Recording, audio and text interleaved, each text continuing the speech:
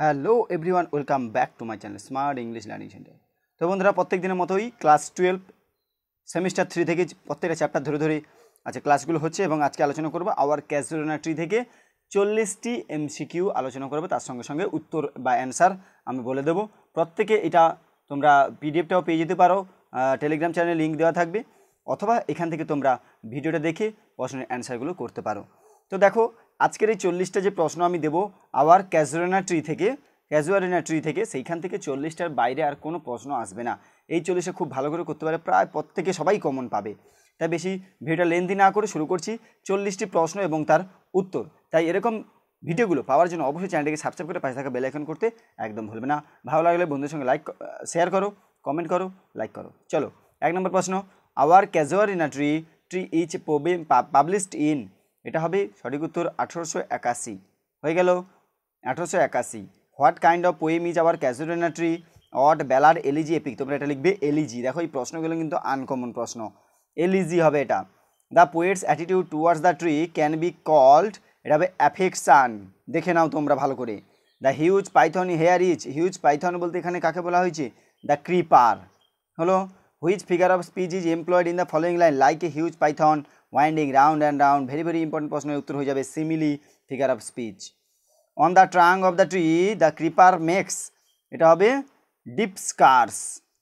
এবারে due to embrace of the creeper the other tree would, এটা হবে died, option C died. The giant in the poem is, জায়েন্টকে এখানে giant হচ্ছে casual tree. The darkling song seem, এটা হবে have no close, option C 10-এ। How does the poet feel when her casement is thrown wide open in the morning? এটা হয়ে যাবে delighted, উত্তর হবে delighted. How does the gray baboon sit on the top of the tree like a statue, option B. তারপরে দেখো, the adjective use to describe the offspring of the baboon, এটা হবে puny, puny offspring. The sleepy cows go to the, এটা হয়ে যাবে pasture. The casualty is dear to the poets, এটা হবে option C soul. The dirge like murmur, এটা উত্তর হয়ে যাবে দ্য ট্রিজ ল্যামেন্ট, এটা হবে the trees lament, the dirge like murmur. এরপর দেখো 16 নম্বর প্রশ্ন, the eerie speech refers to, এখানে ইরিস স্পিচ বলতে কী রেফার করা হয়েছে? The eerie speech refers to, এটা হবে lament of the tree. The eye of faith refers to, option B the poet's believe, বিশ্বাস। What has the poet hear far far away, এটা হবে the well, option A the well. In the poem water wraith means, এটা হবে water spirit. What do the waves do, এটা হয়ে যাবে option C the they gently kiss the classic shore. 21, which figure of speech is employed in the following line and the waves gently kissed, এটা হবে personification. When does the earth lay tranced in ডিমলেস সোন, এটা হবে option A at night. তারপর থাকছে where did the sublime from the tree rise, এটা হয়ে যাবে option B the poet's inner vision, অন্তর্দৃষ্টি। The deathless trees are seen in, এটা হবে Borrowdale. What is mean by oblivion scars, oblivion scars অর্থ কি? এখানে হবে বিং ফরগটেন আফটার ডেথ, এটা হবে option D being forgotten after death. What feelings does the poet associate with the casual tree, এটা হয়ে যাবে option C comfort, security and happy memories. 27, the poet feels that the trees lament reaches to the, এটা হয়ে যাবে unknown lands, option A unknown lands. এরপরে দেখো পরের প্রশ্নতে যাচ্ছি 28 number, what kind of imagery is prominently used in the poem, এটা হবে pastoral and natural imagery. What is the poetic form of our casual tree, এটা হবে lyric poem. What poetic technique is used, এখানে হবে এখানে time the shadow and light the interweaving, এই যে লাইনটা আছে এটা হবে সিম্বলিজম।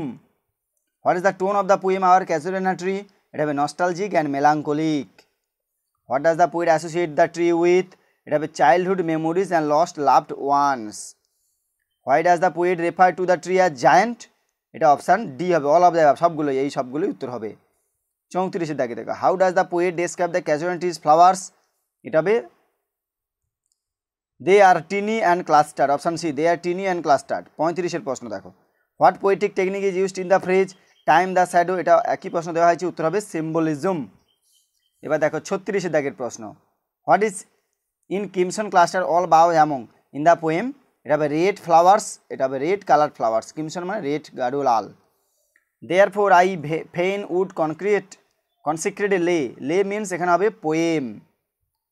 আর 30 হবে বাই দ্যাট ড্যাশ ট্রি, এটা হবে হোর ট্রি।